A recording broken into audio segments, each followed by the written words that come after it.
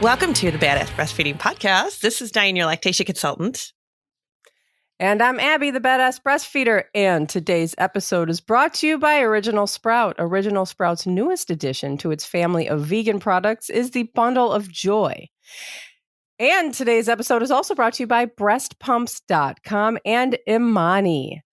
Helping mothers everywhere with the right tools, Imani recently released the Imani i1 Dual Breast Pump, and we will hear more from our sponsors later. But you can go to badassbreastfeedingpodcast.com and check out our sponsor page. If you need anything, see if you can give them any of your business because they make this podcast possible. And while you're there, scroll down and enter your email address, and we will send episodes straight to your inbox every week. And now Dianne has our review of the week. And this one is from a couple of months back, and I was kind of holding on to it because for a different episode, but I don't know if that episode's going to happen as much as I want it to. And if it does, we'll remind you of this. So what episode? Let's do it. All right. So this comes from our email. And she says, I want to start off by saying I would never have had this badass breastfeeding journey without the two biggest badassers. I love this podcast and have learned so much information that has helped me tremendously. The breastfeeding support and moms groups on Facebook make me lose my mind when people post about their pediatricians saying their milk is too watery and their babies aren't meeting percentiles. I have also said capitalistic society to my husband on numerous occasions. In one of the groups, someone had made a comment that her friend had her milk tested and she found out that it had no nutrients in it. Oh, I had both of your voices screaming in my head, but it made me dive down a rabbit hole and found out that there's a doctor who has a lactation lab and is selling kits anywhere from $199 to $400 to send in your milk, and they'll do an analysis on and tell you the carbs, proteins, etc. And it had me infuriated. Capitalizing on a woman's mistrust of her own milk and making her feel inadequate at the same time. Have you guys ever heard of this? Actually, yeah, we have. I believe we turned them down as a sponsor. We might have, yeah. They sell these kits on Amazon, and any woman who is worried about her milk may spend a stupid amount of money on it. It is so wrong. I'd love to hear your guys' take on it. Also, could you possibly do an episode on how to become an LC, the benefits, drawbacks, and the whole 9 yards? And I was kind of holding off for us to actually do, because I think at one point we talked about doing an episode on all the stupid crap. On like the kits. That. Yeah. Yeah, we were going to do a whole kits episode. Why didn't we do it? Why didn't you save that one for that one? I forgot. But it also goes really good for myths, which is what we're talking about today. Totally. Yeah. Yeah. But if we do if we would like to do the kits, because there's all sorts of kits out there. We talked about one a couple weeks ago in the alcohol episode. Like there's all sorts of crap that will supposedly analyze your milk for you and tell you all the things that are wrong with it. For all the different, everything like nutrients and iron and calcium. And they made all kinds of things because they found out they could. Mm-hmm. And this is a great example of just because you can doesn't mean you should. Exactly. And I am really glad that our writer-inner who sent this in, our badass listener, I'm so glad that she knew that this was like total junk, because it is total junk. And I don't want anybody falling into that hole of, oh, let me have my milk analyzed because I'm afraid it's not good enough for my baby. There is never going to be anything man-made in a factory that's going to be better than the milk your body makes for your baby. It's just the way it is. Yeah, that is so true. And there's no way. There's no mistakes. Your body did not get it wrong. It's just ridiculous. That's insane. Mm-hmm. So this is why, sorry, you thought you were going to get away with it, but you weren't. This is why healthcare and, capitalism in and of itself does not jive with nature and parenthood and health, because there's always going to be somebody trying to make money off of it. And there's no truth in that. Mm-mm. And another reason why people don't like breastfeeding is because you can't make money off of it. That's very true. That is very true. But, and they're putting that spin on it as like, oh, we're helping you. We're helping you to Of course they understand are. if That's your where milk the was good enough for marketing. your Yes, baby. that's what marketing. People get degrees in marketing psychology to figure out how to play to your vulnerabilities to sell their products. So This is gross. like a normal thing in business school. This is what people. Ugh. This is. So gross. It's crazy, insane when you think about it. Yeah. But we're just going to plop that under the myths category for today. And hopefully we will do, we really should put it on the list to do an episode on all those. Is it? Yes. Guys, Abby's the keeper of the list. Am I? I think you are. I guess you do text me ideas and then I write them down on the list. So. Yeah. I know that there's a shared list. I just, forget about it. I don't think that one, I don't know if that one's up to date. It's my scribbles. My scribbles right here. That's up to date.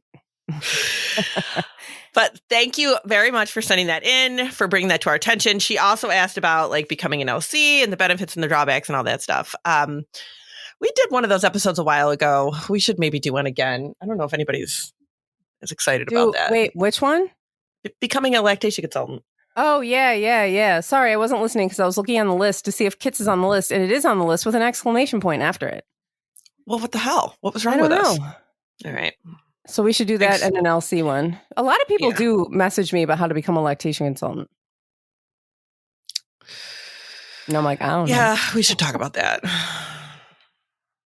But today we're talking about myths, which that's my favorite.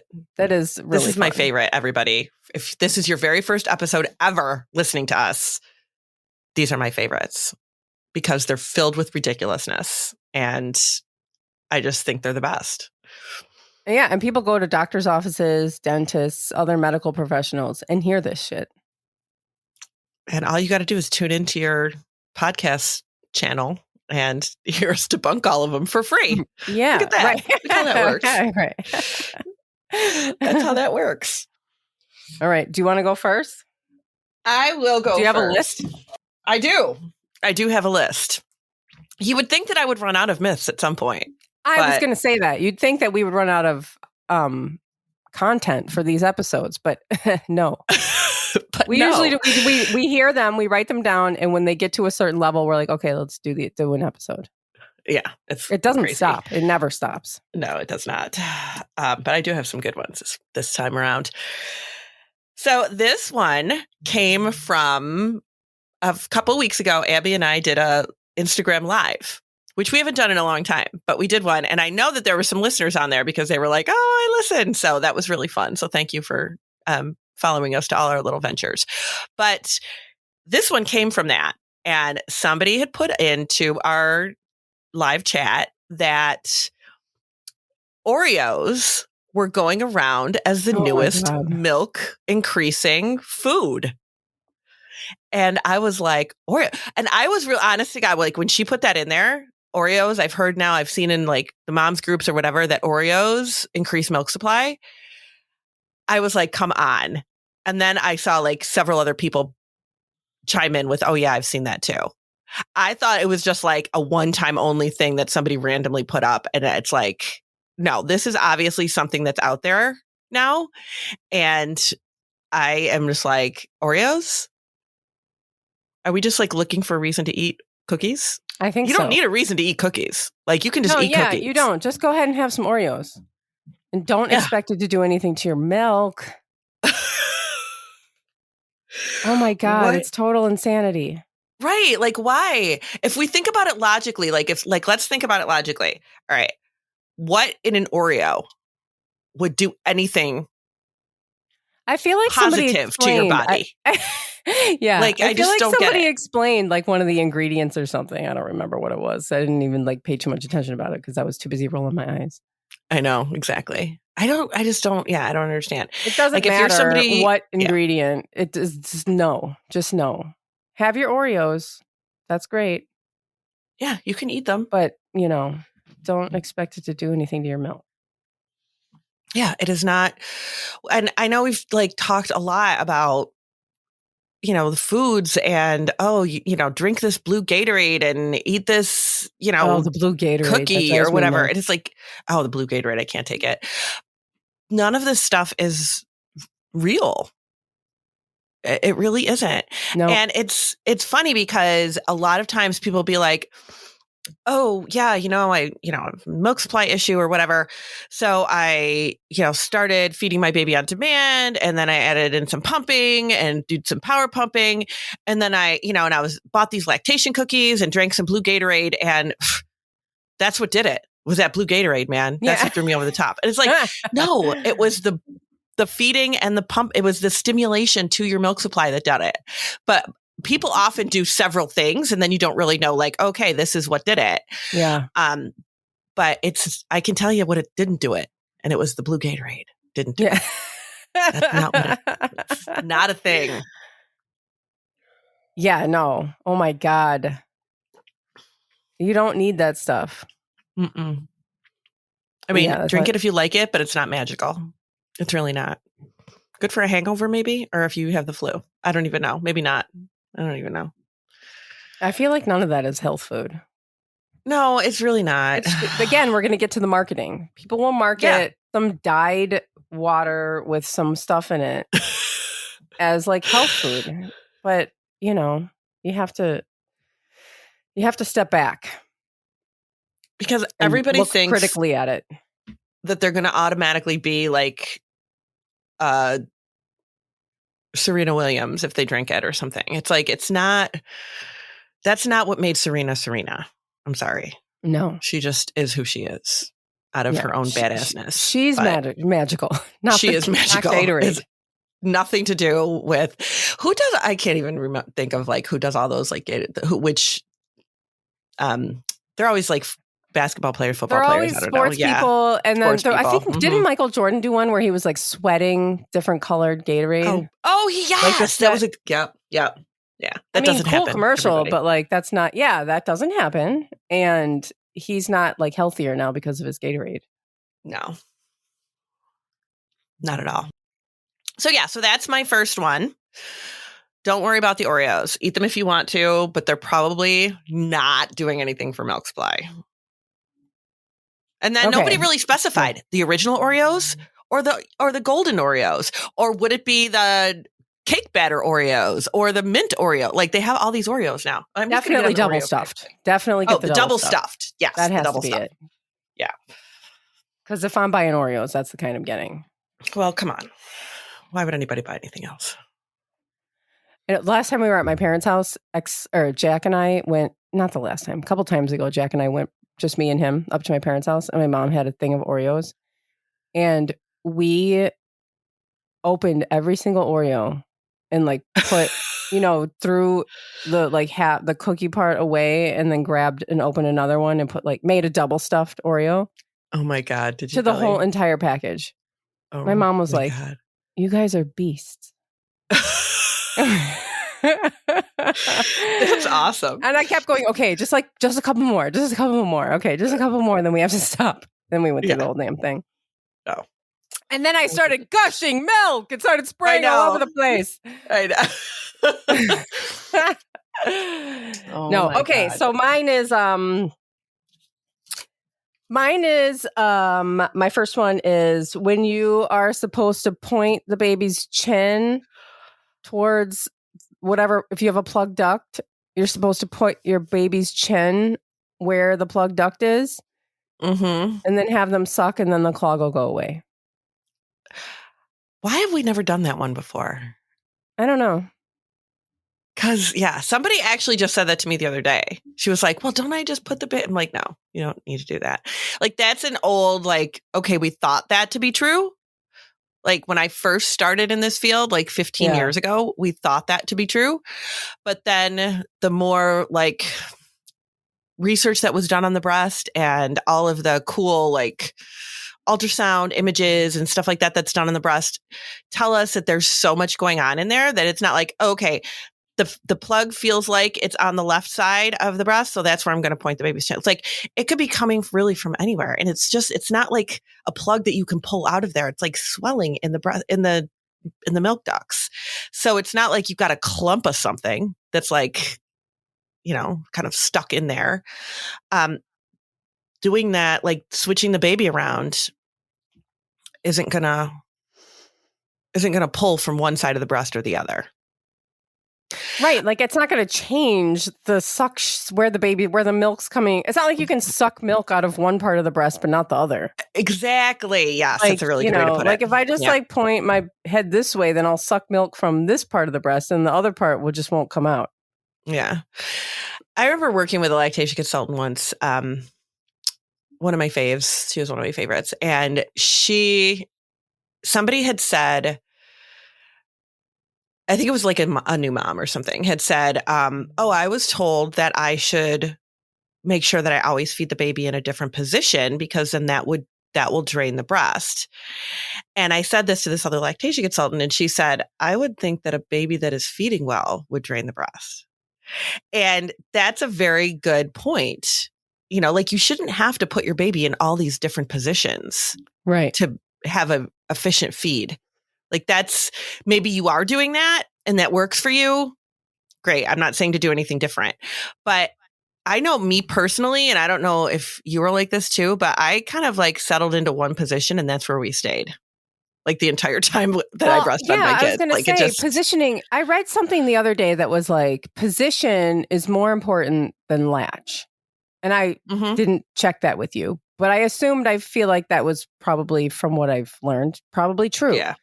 Like you don't need to put your baby in a million positions. You need to find a position that is comfortable for you and the baby. Right. And then like, that's okay. Like that's the best feeding position. Yeah. They don't need to be like, like a blades of a fan or something. No. And if babies are like in a position where they're not comfortable, they're not going to feed well.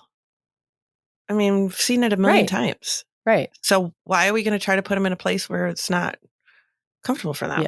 Yeah. For clogged ducts, we need like warm compress, gentle massage, and feeding, right? Yeah. Ice. Yep. Ice. Oh, ice. Ice. Yep. I said because it's swelling. So ice. Yeah. Did you say cold compress? I think you did. I said warm. Oh, warm like before the feed to help like loosen things up, but ice after. Okay. Yeah. But yeah, I mean, even trying to like, I can't imagine trying to like position your baby's chin in a specific direction either. I just don't think that would really work well. What if it's on top of your breast and you just swing them over your shoulder? Underneath. Like, what do you do? Oh, yeah.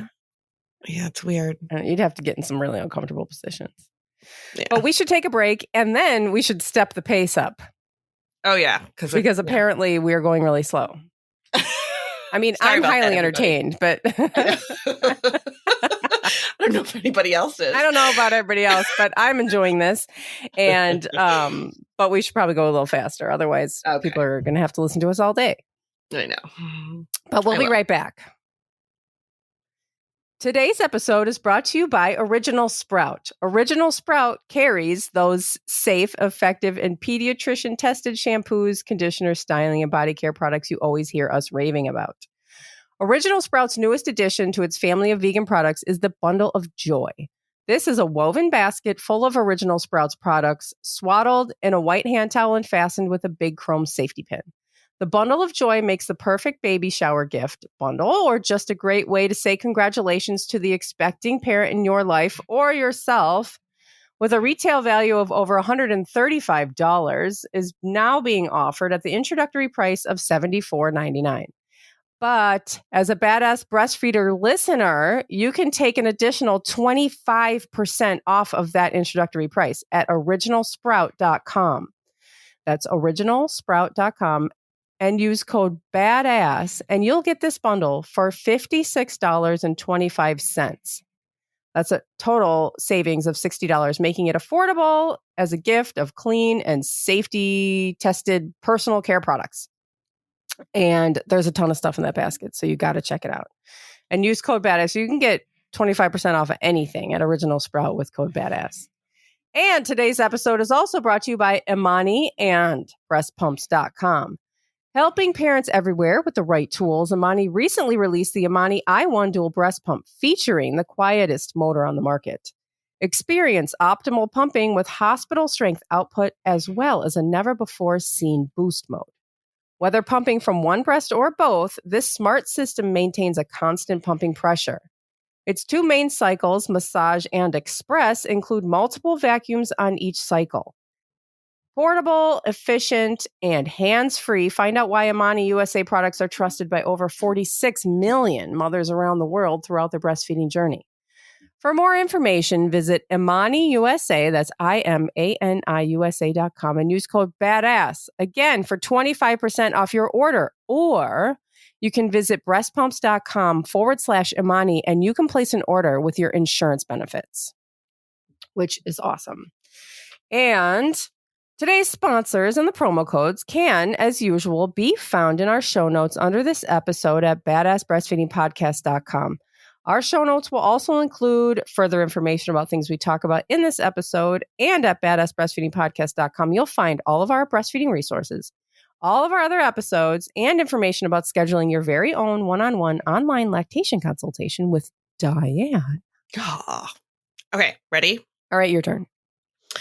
This, I think this came from a listener. I want to say it did. She was concerned because she thought she was dehydrated, or maybe she thought the baby was dehydrated. I don't know. Somebody she thought was dehydrated, and contacted the doctor.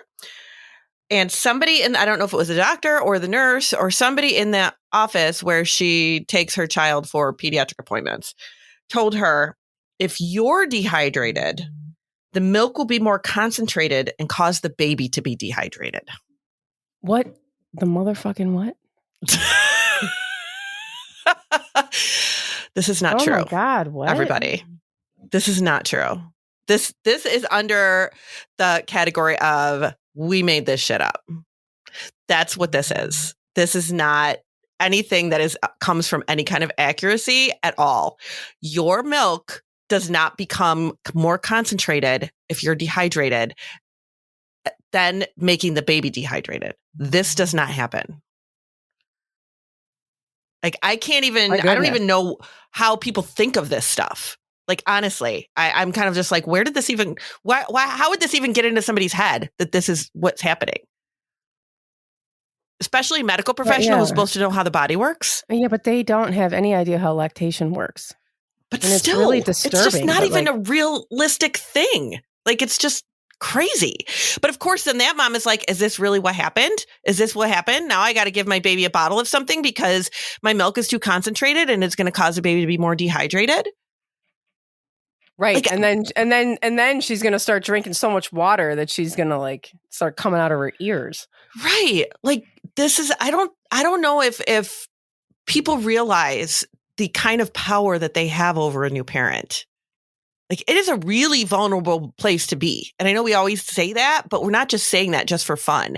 It really is a very vulnerable place. Yeah. I mean, if you even feel like you're doing something to damage your baby, you are going to absolutely not do that thing anymore, regardless of how ridiculous it sounds. Yep. And nothing really sounds super ridiculous to you when you have a baby because everything is new.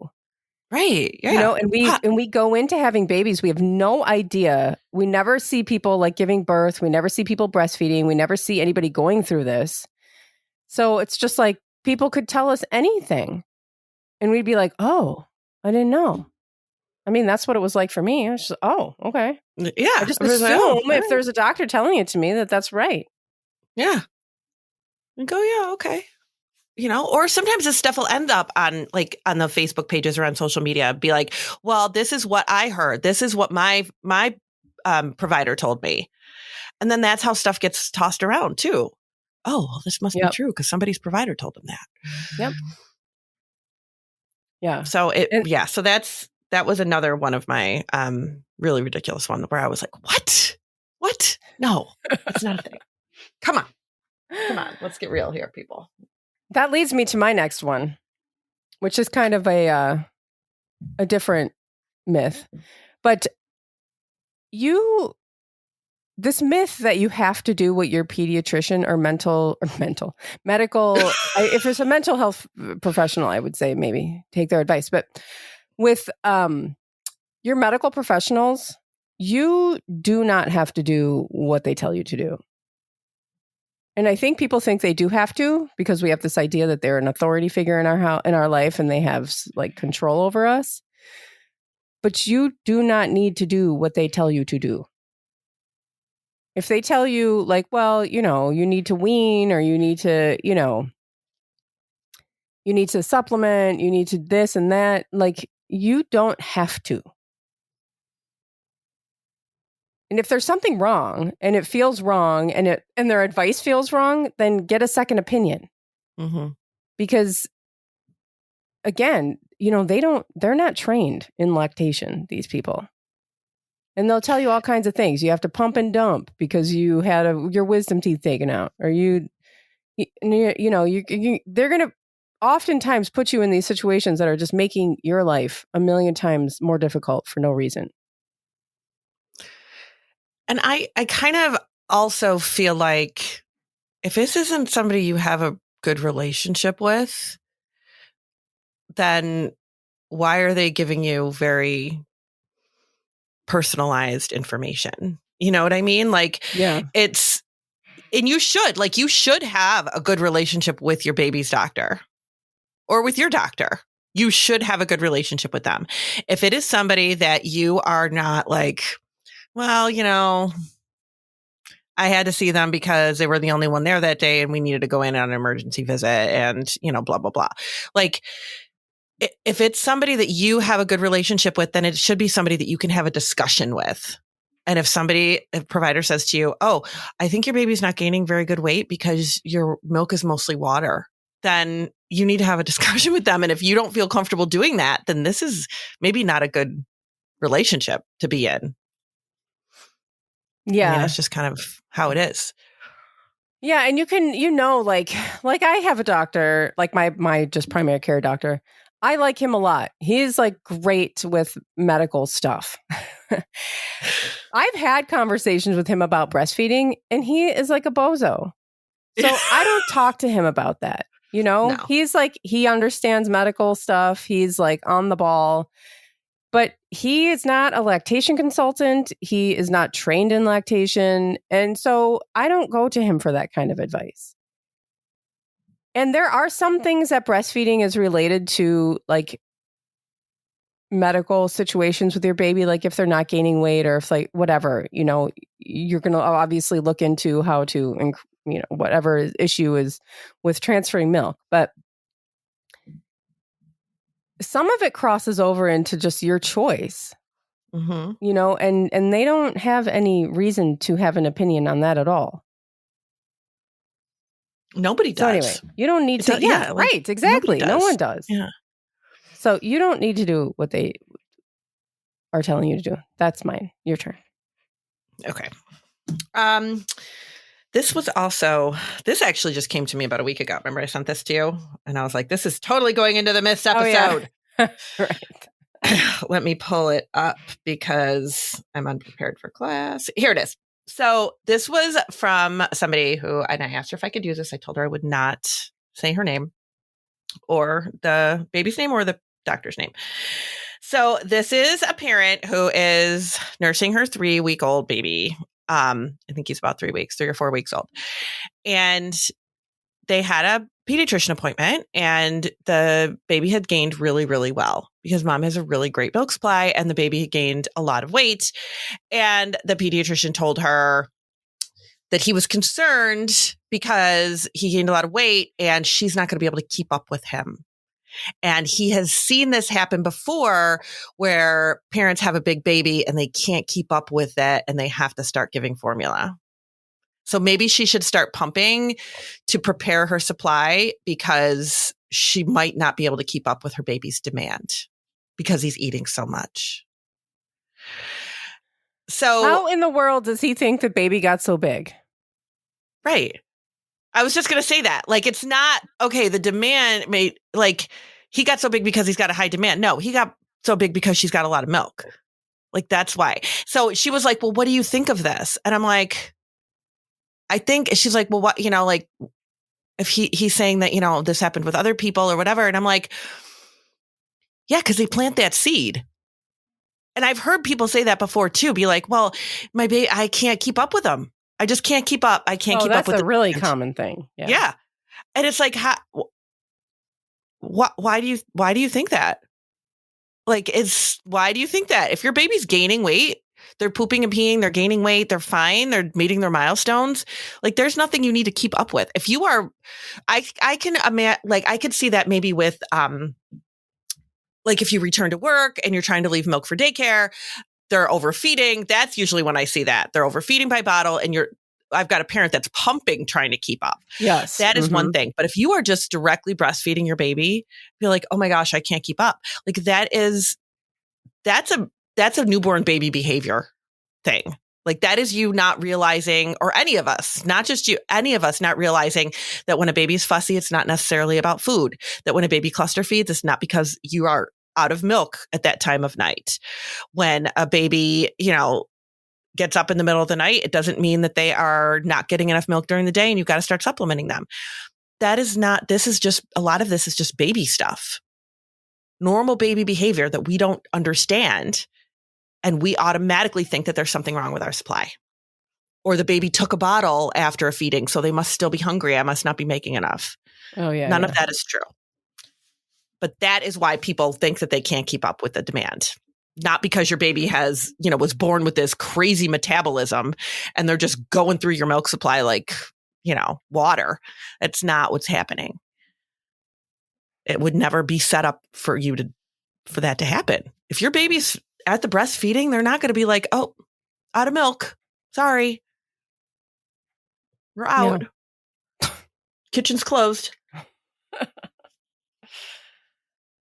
Oh my God. Yeah. All right. So there's that one for me. Okay. Mine is, I can't even remember where I heard this. I think somebody messaged me, but they were told that their baby waking up too frequently will cause developmental issues because they're not getting enough sleep. I have heard that. Not heard it, but I've heard people say that they were afraid that their baby isn't sleeping through the night and their brain is not going to develop. Oh, yeah. I mean, I can't even imagine the panic. That's like panicking that you're going to get hit by a raindrop in a rainstorm. Like, there is no... your baby is not developmentally ready to be sleeping for long periods of time. And that is actually to save their brain. Mm-hmm. It's not causing harm. We take all these adults as these rules as adults and apply them to babies. These are completely different creatures. Yes, if you don't get a lot of sleep as a fully grown adult, there are health consequences to that. Not your baby. There are actually consequences to your baby sleeping too deeply and too long. If your baby is naturally sleeping long, fine.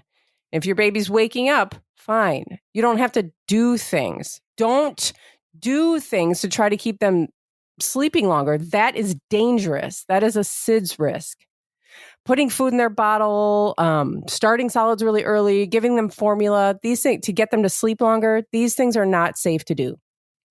And your baby is designed to wake frequently so that their brain does not go into that deep of a sleep because they are not ready for that. I have like two things to say about this. First thing is, then you do people think that, so then they start doing like sleep training, cry it out type stuff, which will actually cause problems because of high stress levels that are attached to all that crying will actually will interrupt brain production, not brain production. What am I trying to say? Brain development, whatever. Brain development. Yeah. That has been shown to impact babies' brains, the crying that is associated with sleep training. So we're just trading. We're just like, oh, I want my baby to sleep longer because it's going to be better for their brain. So I'll just let them cry for an hour until they fall asleep. Like that's counterproductive. It really is. And I can't remember what my other thing was, but it had something to do with that. So maybe I'll think of it as we're going along. But I remember now. The sleeping, like, I don't know if anybody really realizes how much their baby sleeps. Because we look at like, oh, they don't sleep for long overnight. It doesn't mean they've been up for 24 hours. Yeah, what were they doing all day? sleeping. So if you actually In like short keep increments of track, time. right? They sleep in short increments. They sleep a couple hours here, a couple hours there, but it adds up to like 17, 18 hours a day, like something like that, 20 hours a day, like lions, like they're just sleeping all day. So just because your baby isn't sleeping an 8-hour stretch doesn't mean that they've just been awake for, an entire day. They're sleeping. They're growing. Yeah. Stuff's working. And you do not have to worry about, oh my God, I can't even imagine the panic that you would feel if you thought that every time your baby woke up that they like weren't getting enough sleep. I mean, that's terrifying because they're constantly waking up. And you just be like, oh my God, you're awake again? Oh my God. That would be, oh my God. Just put that out of if anybody has that in their mind, put it out. Yeah. No, that is not That's what's insane. going on. Yeah. That's not what's going on with your baby. No. Do you have more or was that your last one? I do. I have more. Oh, okay. Do another one. Okay. I do have one more, but go ahead. Well, this comes from, I've never heard this before, but this came from, we talked about it on the Facebook Live, and I saw it on Instagram. Somebody had a big post about it. I can't remember who it was now. I'd be happy to say the account, but I can't remember the name. Tilly? What's it like? I don't remember. But this person said that you have to feed your baby on a schedule. Otherwise, they will not get enough nutrients. Yes, I remember this. Yes. Oh my God. Yeah. That is a fucking lie. There is no such thing as that. That if you don't feed on a strict schedule, that your baby's not going to be getting enough nutrients. No. Quite the opposite. Quite the opposite. This and our review about the nutrient thing, I want everybody to remember that your milk changes vastly throughout the day, depending on your baby's needs at the time of their feed. So if you are sending your milk to somebody to have it analyzed, you better be sending a lot of samples, and every single one of them is going to come back different. Same with this one. Oh, well, if you feed on a schedule or whatever, if you feed on demand, you're not going to have it. There is absolutely no way for somebody to do that kind of research unless they are looking at, because everybody's milk is different at all times of day. So basically what they're saying is like, everybody's got the same amount of milk. And if you act this one way, this is what's going to happen to it. Like that is not how our milk supply works. It is different all the time. Yeah, she was totally angry. Like ripped a new one online. So I'm glad that people seem to. She was ripped people a new did one. People did seem to know, or hopefully even people that didn't know saw the comment section. And that was like a sleep training thing, wasn't it? Because she was like, if you should have your baby on a schedule because then your milk supply will be better, and your baby will be something like that. I'm almost positive it was a sleep thing. Yeah, I don't know why it has so left my brain. I don't know. Because it's ridiculous. It gets dusty in there. Should not even have there's no room for that stupid information. That's how I think of it. Yeah. No room in my brain for that ridiculousness. I don't have room. I'm sorry. Yeah, I'm full. Just doesn't full click. of good stuff. I don't have room for the bad stuff. Reminds me of when I was young, little. So my sisters are 10 years older than me. So I was little and we were sitting there watching TV or something. And my sister was like, move your big fat head. I was like, might be fat, but it's full of brains. I still remember saying that. I was probably 5 or 6 years old. Fit, but it's full of brains.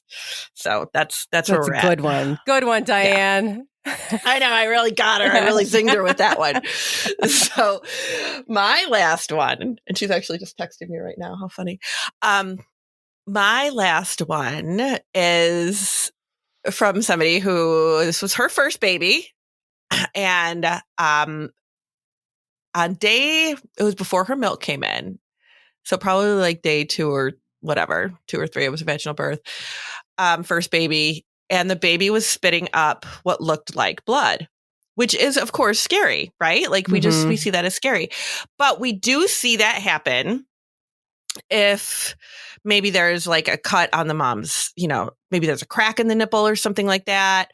There's also a phenomenon called rusty pipe syndrome.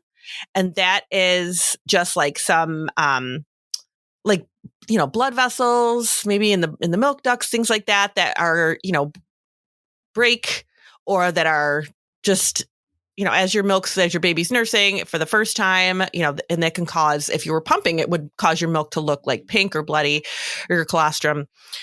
And I'm probably not explaining that very well, but it's an actual thing.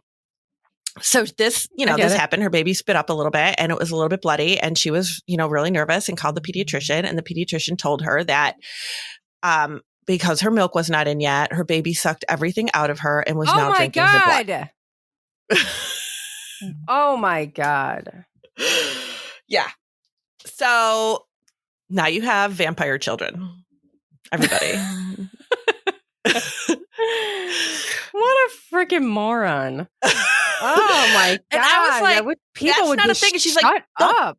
That's what she told me. That's what she told me was happening. And I'm like, no, that's not a thing. I'm telling you that right now. It's not something that can happen. Your baby did not suck the blood out of your boob. It just is not. That is not There's happening. Nothing in there, so we're just going to suck the blood out now and hope everything works out. When I was working in a pediatric office, there was times where this would happen, where like a parent would come in, like probably for her newborn appointment or whatever, like, and be like, oh my God, the baby spit up the other, and it was a little bloody. And we'd be like, yeah, all right, there's probably just a crack, a little crack in your nipple, something like that. We're not even worried about it. Like nobody was like, oh my gosh, your baby is all the way down to your blood. That's what's happening. Like, come on. That's wild. Yeah. Yeah. Well, yeah. So just when you think you've heard it all, you can tune in to our Myths episode and hear the never-ending pile of bullshit that's spewing out of people's mouths across the nation. So thank you so much for listening. Yes, thank you. Feel free to send us your myths, because please do. Yes, please do. And we will share them on the next Myths episode, because we do love them. They're my favorites. Bye. Thank you. Bye.